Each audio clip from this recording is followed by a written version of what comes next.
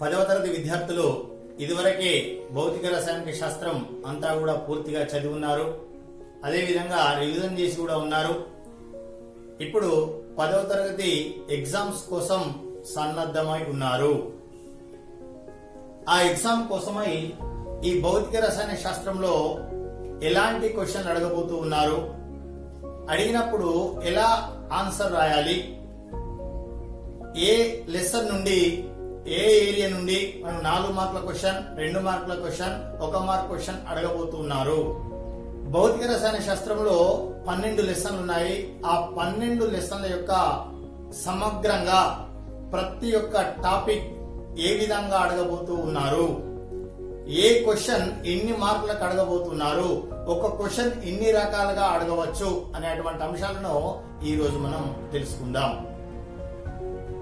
మొదటి లెసన్ వచ్చేసి గోళాకార దర్పణాలతో కాంతి పరావర్తనం, light reflection by curved mirrors. ఆ లెసన్ లో అడిగేటువంటి క్వశ్చన్లు ఏంటి, ఎలాంటి క్వశ్చన్లు అడుగుతూ ఉన్నారు, ఏ క్వశ్చన్ ని 4 మార్కులకు, ఏ క్వశ్చన్ ని 2 మార్కులకు, ఏ క్వశ్చన్ ను 1 మార్క్ అడుగుతున్నారు, ఇంపార్టెంట్ అంశాలు ఏంటో చూద్దాం. మొదటగా గోళాకార దర్పణాలకు సంబంధించినటువంటి కొన్ని పదాలు. అవేంటి?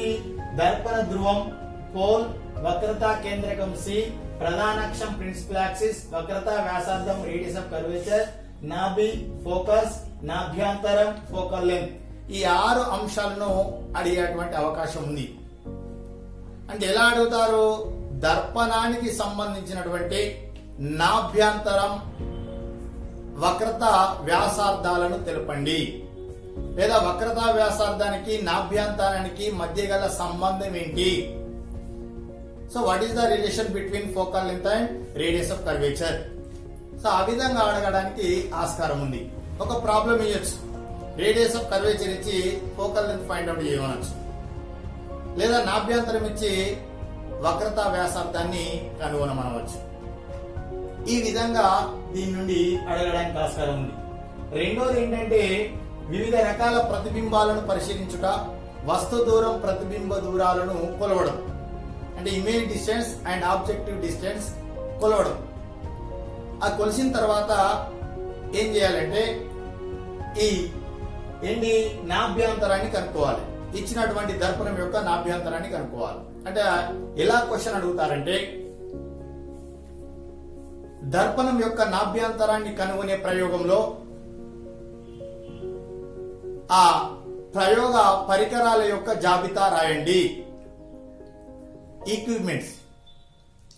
లేదా ఇంకా ఎలా అడగవచ్చు అంటే ప్రయోగ విధానాన్ని తెలపండి. మూడోది ఈ దర్పణం యొక్క వస్తు దూరం ప్రతిబింబ దూరాలను కనుగొనే ప్రయోగంలో తీసుకోవలసిన జాగ్రత్తలను తెలపండి. ఈ తీసుకోవలసిన జాగ్రత్తలను తెలపండి అంటే 1 మార్కుకు లేదా 2 మార్కులకు అడగవచ్చు. ప్రయోగంలో వాడే పరికరాలను తెలపండి అంటే అది కూడా 2 మార్కులకు అడగవచ్చు. ఒకవేళ ఒక దర్పణం యొక్క వస్తు దూరం ప్రతిబింబ దూరాలను కనుగొని దర్పణం యొక్క నాభ్యంతరాన్ని కనుగొనమనేటువంటి క్వశ్చన్ కనుక అడిగినట్లయితే అది 4 మార్కులకు అడిగేటువంటి అవకాశం ఉంది. నెక్స్ట్ మూడోది ఏంటంటే పుటాకార దర్పణంతో ఏర్పడేటువంటి ప్రతిబింబాలను గీయుట. అంటే కిరణ చిత్రాలను గీయాలి, రే డయాగ్రామ్స్. మరి ఆ రే డయాగ్రామ్స్ ఎన్ని రకాలుగా గీయవచ్చు? ఇది ఇంపార్టెంట్ క్వశ్చన్. తప్పకుండా ప్రతి సంవత్సరం 4 మార్కులకు అడుగుతున్నటువంటి క్వశ్చన్. అది ఎలా అడుగుతారంటే, ఒక వస్తువుని దర్పణ ధ్రువం నాభి వద్ద ఉంచినప్పుడు ఏర్పడే కిరణ చిత్రాలను గీయండి, ప్రతిబింబ లక్షణాలను తెలపండి అడగవచ్చు. వస్తువుని నాభి వద్ద ఉంచినప్పుడు ఒక సందర్భం, వస్తువును నాభి వక్రతా కేంద్రం మధ్య ఉంచినప్పుడు, వస్తువుని వక్రతా కేంద్రం వద్ద ఉంచినప్పుడు, వస్తువుని వక్రతా కేంద్రం ఆవల ఉంచినప్పుడు ఈ కిరణ చిత్రాలను గీచి దాని యొక్క ప్రతిబింబ లక్షణాలను తెలపండి అనేటువంటి అడగడానికి ఆస్కారం ఉంది. ఎందుకంటే ప్రతి సంవత్సరం మీరు క్వశ్చన్ పేపర్ కనుక చూసినట్లయితే తప్పకుండా ఈ కిరణ చిత్రాల పైన క్వశ్చన్ ఉంటుంది. అంటే డైరెక్ట్ గా అడగవచ్చు, వస్తువును ఈ క్రింది సందర్భాలలో ఉంచినప్పుడు కిరణ చిత్రాలను గీచి ప్రతిబింబ లక్షణాలను రాయండి. అంటే వస్తువును నాభి వద్ద ఉంచినప్పుడు, వస్తువును వక్రతా కేంద్రం ఆవల ఉంచినప్పుడు కిరణ చిత్రాలను గీచి దాని యొక్క ప్రతిబింబ లక్షణాలను రాయమని అడగడానికి ఆస్కారం ఉన్నటువంటి క్వశ్చన్. సో ఇలా కాకుండా ఈ మధ్య ఇంకా ఇండైరెక్ట్ గా ఎలా అడుగుతున్నారంటే, పుటాకార దర్పణం మనకి నాభ్యంతరాన్ని ఇచ్చి, నాభ్యంతరం యొక్క విలువ సో 15 సెంటీమీటర్ల 10 సెంటీమీటర్ల సమ్ వాల్యూ ఇస్తారు. ఇచ్చిన తర్వాత వస్తువుని ఒక పాయింట్ వద్ద ఉంచినప్పుడు 12 సెంటీమీటర్ల 20 సెంటీమీటర్ల దూరంలో ఉంచినప్పుడు అప్పుడు కూడా ఈ కిరణ చిత్రాలను గీచి ప్రతిబింబ లక్షణాలను వ్రాయండి అని అడగడానికి ఆస్కారం ఉన్నటువంటి క్వశ్చన్. అదే కాకుండా ఇంకా ఏ క్వశ్చన్ అడగవచ్చు అంటే, దర్పణ సూత్రం తెలిపి దానిలోని పదాలను వివరించండి. ఇంకా దర్పణ సూత్రం పైన మీకు ప్రాబ్లం కూడా వచ్చేటువంటి అవకాశం ఉంది. ఇంకా అడగడానికి ఆస్కారం ఉన్న క్వశ్చన్ ఏంటంటే ఆవర్ధనం. ఆవర్ధనం అనగానేమి, అందులో ఉన్నటువంటి పదాలను తెలపండి. లేదు అంటే ఆవర్ధనం పైన మీకు ప్రాబ్లం ఇచ్చేటువంటి అవకాశం కూడా ఉంది. ఇంకోటి ఏంటంటే సోలార్ కుక్కర్. సోలార్ కుక్కర్ ఏ విధంగా పనిచేస్తుంది, సోలార్ కుక్కర్ యొక్క నిర్మాణాన్ని తెలపండి. కాబట్టి సోలార్ కుక్కర్ పనిచేయు సూత్రం, దాని యొక్క నిర్మాణాన్ని తెలపండి అనేటువంటి క్వశ్చన్ కూడా అడగవచ్చు. ఇంకా ఎలాంటి క్వశ్చన్ అడగవచ్చు అంటే, ఈ పుటాకార దర్పణాలకు కుంభాకార దర్పణాలకు మధ్య భేదాలు ఏంటి. సో అదే కాకుండా కుంభాకార దర్పణాల పుటాకార దర్పణాల యొక్క నిత్య జీవితంలో వాటి యొక్క ఉపయోగాలు ఏంటి అనేటువంటిది కూడా 2 మార్కులకు అడుగుతున్నటువంటి క్వశ్చన్. ఒకవేళ గోళాకార దర్పణాలు కనుక లేకపోతే మానవ జీవితం ఎలా ఉండేది అనేటువంటి క్వశ్చన్ కూడా అడుగుతున్నారు. అదే విధంగా రియర్ వ్యూ మిర్రర్ లుగా కుంభాకార దర్పణాలని ఎందుకు వాడతారు అంటే దానికి మీరు రీజన్ రాయాల్సినటువంటి అవసరం ఉంది. కాబట్టి మొదటి లెసన్ నుండి ఇలాంటి క్వశ్చన్ అడుగుతూ ఉంటారు.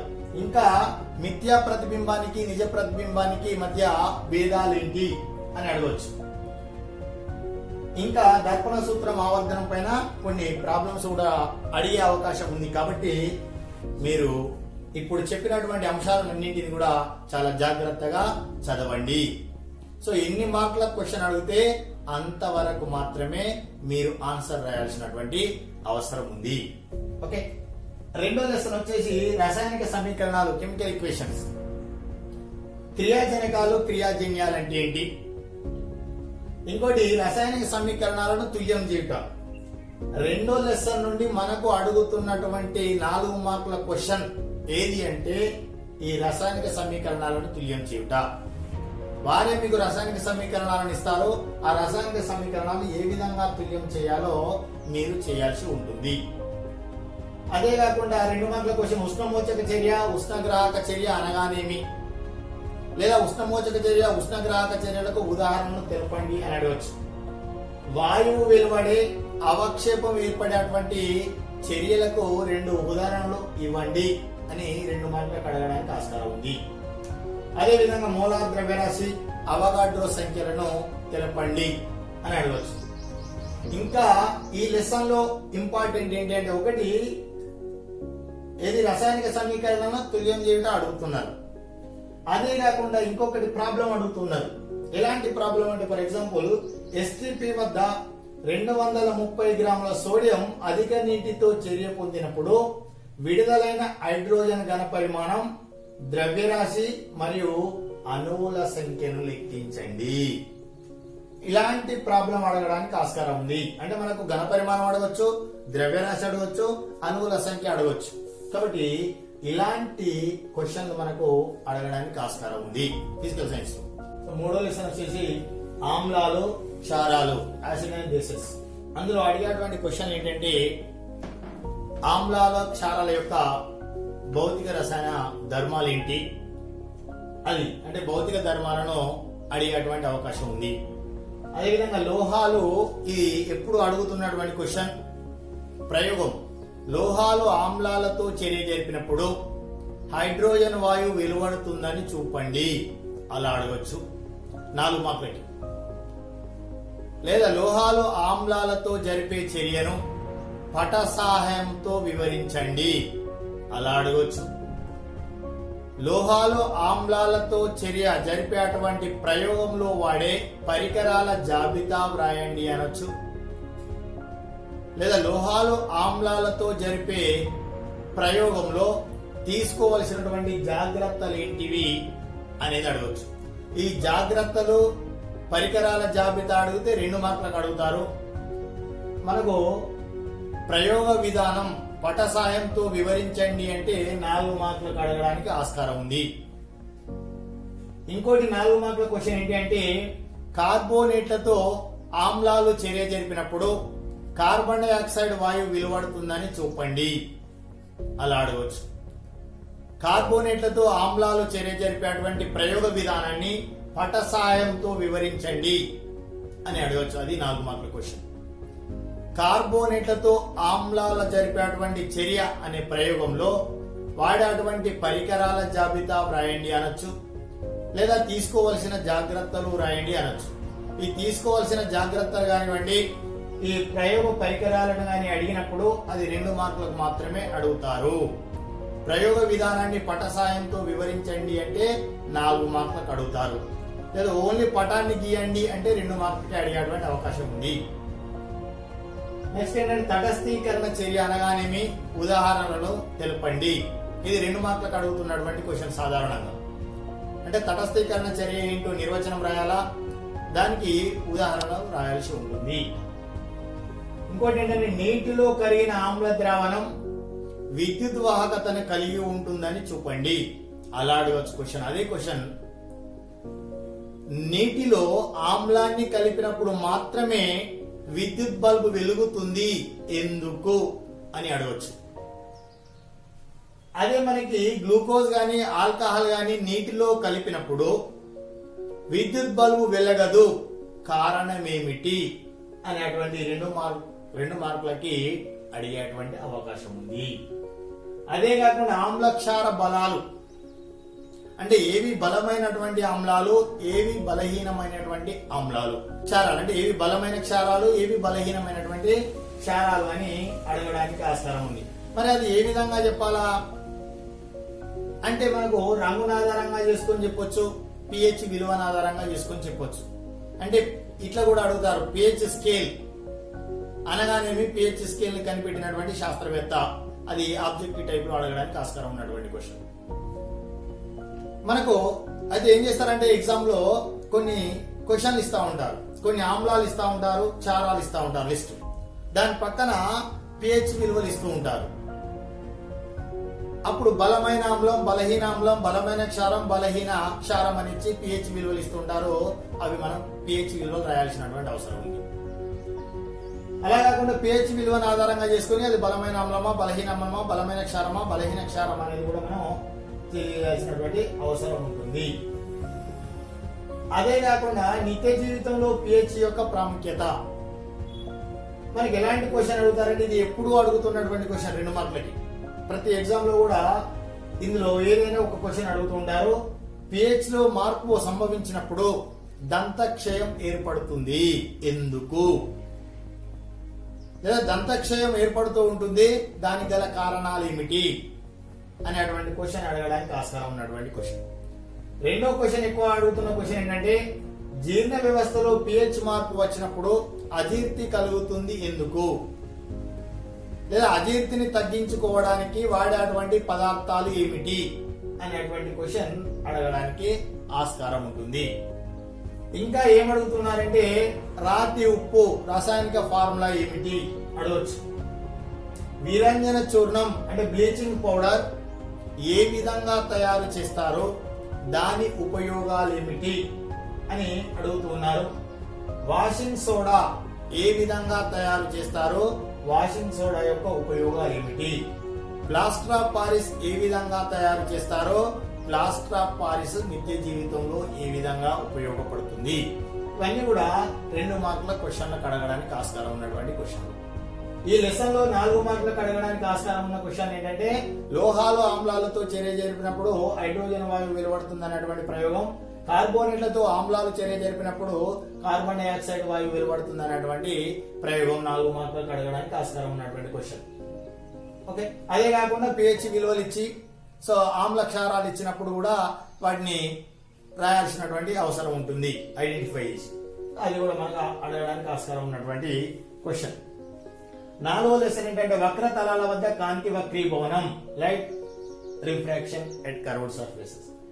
అందులో వక్రీభవనం అనగానేమి, వక్రీభవనం ఉదాహరణల ద్వారా అంటే వివిధ సంఘటనల ద్వారా వివరించండి. అంటే నిత్య జీవితంలో నువ్వు ఎక్కడెక్కడ వక్రీభవనం అనేటువంటి సంఘటనను చూస్తావో వివరించండి అనేటువంటి క్వశ్చన్ కూడా అడగవచ్చు. కటకాలు రకాలు, నిత్య జీవితంలో నీవు చూస్తున్నటువంటి కటకాలు ఏ రకానికి సంబంధించినది అంటే కటకాలు రకాలు తెలుసుకున్నటువంటి విద్యార్థి నిత్య జీవితంలో చూస్తున్నటువంటి కటకాలు ఏ రకానికి చెందినవో కూడా చెప్తూ ఉంటాడు. అదే కటకాల విషయంలో వాడే కొన్ని ముఖ్యమైనటువంటి పదాలు మనం దర్పణంలో ఏ విధంగానైతే చూశారో మీరు, సో దర్పణంలో కూడా నాభి, వక్రత కేంద్రకం, వక్రత వ్యాసార్థం, నాభ్యంతరం, ఈ కేంద్రకం అంటే ఇలాంటివి చూశారు. అదే విధంగా కటకానికి సంబంధించి కూడా కటకం యొక్క నాభి, వక్రత కేంద్రం, వక్రత వ్యాసార్థం, నాభ్యంతరం, కటక కేంద్రకం, ప్రధాన అక్షం అనేటువంటి అంశాలు ఉంటాయి. ఈ అంశాలలో ఏవైనా 2 అంశాలను అడగడానికి ఆస్కారం ఉంటుంది. అందులో ఎక్కువగా అడిగేటువంటి అంశాలు ఏంటంటే నాభి ఎక్కువగా అడగవచ్చు. రెండోది వక్రత వ్యాసార్థం, నాభ్యంతరం మధ్య సంబంధం అడగడానికి ఆస్కారం ఉన్నటువంటి క్వశ్చన్. ఇందులో 4 మార్కుల క్వశ్చన్ ఏంటి అంటే కటకాలతో ఏర్పడేటువంటి కిరణ చిత్రాలు అంటే ప్రతిబింబాలు గీయాలి. వాటిని మనం కిరణ చిత్రాలు అంటారు. ఆ కిరణ చిత్రాలు గీయాలి. ఎన్ని రకాలుగా గీయచ్చు కిరణ చిత్రాలు అంటే వస్తువును వివిధ సందర్భాల్లో వివిధ స్థానాలలో ఉంచినప్పుడు ఎలా ప్రతిబింబం ఏర్పడుతుంది, ఆ ప్రతిబింబం గీయాల్సి ఉంటుంది. వాటిని కిరణ చిత్రాలు. ఆ కిరణ చిత్రాలు ఒకటి దృక్కేంద్రం నాభి వద్ద వస్తువును ఉంచినప్పుడు, రెండవది నాభి వద్ద వస్తువును ఉంచినప్పుడు, మూడవది నాభి వక్రత కేంద్రకం మధ్య వస్తువును ఉంచినప్పుడు, వక్రత కేంద్రం వద్ద వస్తువును ఉంచినప్పుడు, వక్రత కేంద్రం ఆవల వస్తువును ఉంచినప్పుడు ఈ కిరణ చిత్రాలను గీయండి. వాటి యొక్క ప్రతిబింబ లక్షణాలను వ్రాయండి. అంటే ఈ 5 సందర్భాల్లో ఏవైనా 2 సందర్భాలను మాత్రమే అడుగుతారు కాబట్టి ఆ 2 సందర్భాలను వ్రాయాల్సి ఉంటుంది. అంటే మీకు ఈ 5 సందర్భాలు ఖచ్చితంగా మీరు చదివినట్లయితే వారు అడిగేటువంటి 2 సందర్భాలకు ఆన్సర్లు రాయగలరు. ఇది 4 మార్కుల క్వశ్చన్. ఇంకా ఏమడవచ్చు, మిథ్యా ప్రతిబింబం ఏర్పడేటువంటి సందర్భాన్ని తెలపండి. అంటే ఏ సందర్భంలో మిథ్యా ప్రతిబింబం ఏర్పడుతుంది, దాని యొక్క ప్రతిబింబ లక్షణాలను రాయండి అని కూడా అడగచ్చు. కాబట్టి ఏదైతే మీరు చదువుతారో విపులంగా చదవాలి, డీప్ గా చదవాలి. ఆ విధంగా చదివినట్లయితే క్వశ్చన్ ఏ విధంగా అడిగినా మీరు ఆన్సర్ చేయగలరు. ఈ సిసి విధానం కాబట్టి సో ఈ విధంగానే క్వశ్చన్ అడుగుతారు, ఇలానే అడుగుతారు అనడానికి లేదు. కాబట్టి ఏ విధంగానైనా క్వశ్చన్ అడగచ్చు. మీరు ఆ క్వశ్చన్ కు తగినట్టుగా ఆన్సర్ ఇవ్వాల్సినటువంటి అవసరం ఉంటుంది. రైట్. ఇంకోటి ఏంటి అంటే ఇది కూడా 4 మార్కులకు అడగవచ్చు లేదా 2 మార్కులకు అడగడానికి ఆస్కారం ఉన్నటువంటి క్వశ్చన్ ఏంటి అంటే కుంభాకార కటకం వల్ల ఏర్పడేటువంటి ప్రతిబింబాలను పరిశీలించుట, లేదా వస్తు దూరం ప్రతిబింబ దూరాలను కొలిచి కటకం యొక్క నాభ్యంతరాన్ని కనుగొనేటువంటి ప్రయోగం. దాన్ని ఎలా అడుగుతారంటే కుంభాకార కటకం యొక్క నాభ్యంతరాన్ని కనుగొనే ప్రయోగాన్ని వివరించండి. ఇది అడిగితే 4 మార్కులకి. 2 మార్కులకు అడిగితే ఎలా అడుగుతారంటే కుంభాకార కటకం యొక్క నాభ్యంతరాన్ని కనుగొనేటువంటి ప్రయోగంలో పరికరాల జాబితా వ్రాయండి. 2 మార్కులు. లేదా ప్రయోగంలో తీసుకోవాల్సినటువంటి జాగ్రత్తలను రాయండి అని అన్నారనుకోండి, అది కూడా 2 మార్కులకి అడగడానికి ఆస్కారం ఉంటుంది. కాబట్టి ఆ ప్రయోగాన్ని పూర్తిగా ప్రాక్టికల్ గా ప్రయోగాత్మకంగా కనుక చదివినట్లయితే తప్పకుండా క్వశ్చన్ ఏ విధంగా అడిగినా కూడా మీరు ఆన్సర్ చేయడానికి ఆస్కారం ఉంటుంది. అదే కాకుండా 2 మార్కులకు అడుగుతున్నటువంటి క్వశ్చన్ ఏంటంటే ఆవర్ధనం అనగానేమి, ఆవర్ధన సూత్రంలో ఉన్నటువంటి పదాలను వివరించండి. ఆవర్ధనానికి సంబంధించినటువంటి ప్రాబ్లం కూడా మీకు అడుగుతూ ఉంటారు. అంటే ఆ ఫార్ములా కనుక మీకు తెలిసినట్లయితే ఇచ్చిన విలువలను ఆ ఫార్ములాలో ప్రతిక్షేపిస్తే మీకు ఆవర్ధనం అనేది వస్తూ ఉంటుంది. అదే కాకుండా కటక సూత్రం పైన ప్రాబ్లమ్స్ అడుగుతున్నటువంటి సందర్భాలు చాలా ఉన్నాయి. ఎప్పుడు కూడా అడుగుతున్నారు. కాబట్టి కటక సూత్రం పైన ప్రాబ్లమ్స్ ప్రాక్టీస్ చేయండి. అదే కటక తయారీదారి సూత్రాన్ని తెలిపి ఆ కటక తయారీదారి సూత్రంలో ఉన్నటువంటి పదాలను వివరించండి.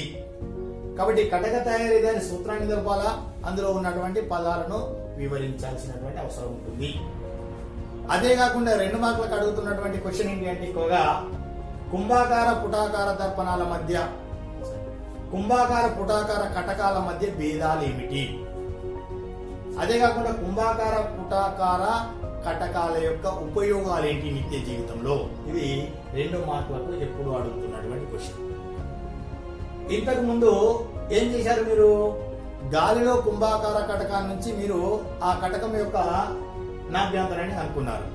కానీ కుంభాకార కటకాన్ని నీటిలో ఉంచినప్పుడు దాని యొక్క నాభ్యంతరం ఎలా మారుతుంది అనేది కూడా మీరు ఫైండ్ అవుట్ చేయాల్సినటువంటి అవసరం ఉంటుంది.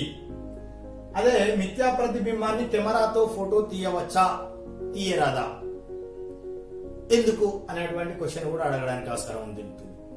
లేదా మనకు ఆవర్ధనం ఇస్తారు, ఆవర్ధనం +1 అయినప్పుడు దాని యొక్క ప్రతిబింబ లక్షణాలు ఎలా ఉంటాయి, ఆవర్ధనం +2 అయినప్పుడు ప్రతిబింబ లక్షణాలు ఎలా ఉంటాయి, సో ఆవర్ధనం -1 అయినప్పుడు ప్రతిబింబ లక్షణాలు ఎలా ఉంటాయి అనేది కూడా అప్పుడప్పుడు అడుగుతున్నటువంటి క్వశ్చన్.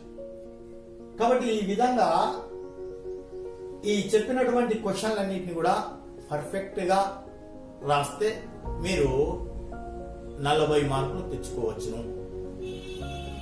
కాబట్టి బాగా చదవండి. ఫిజికల్ సైన్స్ లో 40 మార్కులు ఎగ్జామ్ లో తెచ్చుకోండి. ఇంటర్నల్ మార్క్స్ 10 మార్క్స్ ఉంటాయి. టోటల్ ఫిజికల్ సైన్స్ లో వచ్చేసి 50 మార్క్స్. కాబట్టి అందరూ విద్యార్థులందరూ కూడా, ఎందుకంటే ఫిజికల్ సైన్స్ లో ఎక్కువ మార్కులు రావడానికి చాలా స్కోప్ ఉంది. ఎందుకు? ఫిజికల్ సైన్స్ లో ఉన్నటువంటి సూత్రాలు ఉంటాయి, ఆ సూత్రానికి సంబంధించినటువంటి అనువర్తనాలు. సో మనకు ఒక టాపిక్ ఉంటుంది, ఆ టాపిక్ అంటే ఏంటి, దాని యొక్క సూత్రం ఏంటి, అది నిత్య జీవితంలో ఎలా ఉపయోగపడుతున్నాయి అనేటువంటి అంశాలే ఆధారపడి ఉంటాయి. అంటే ఈ ఫిజికల్ సైన్స్ అంటే భౌతిక రసాయన శాస్త్రం అంతా కూడా మనకు సంబంధించింది, నిత్య జీవితానికి సంబంధించింది, ప్రకృతికి సంబంధించింది, పరిసరాలకు సంబంధించింది. కాబట్టి ప్రతి విద్యార్థి కూడా ఈ భౌతిక రసాయనిక శాస్త్రం పైన అవగాహన పెంచుకోండి.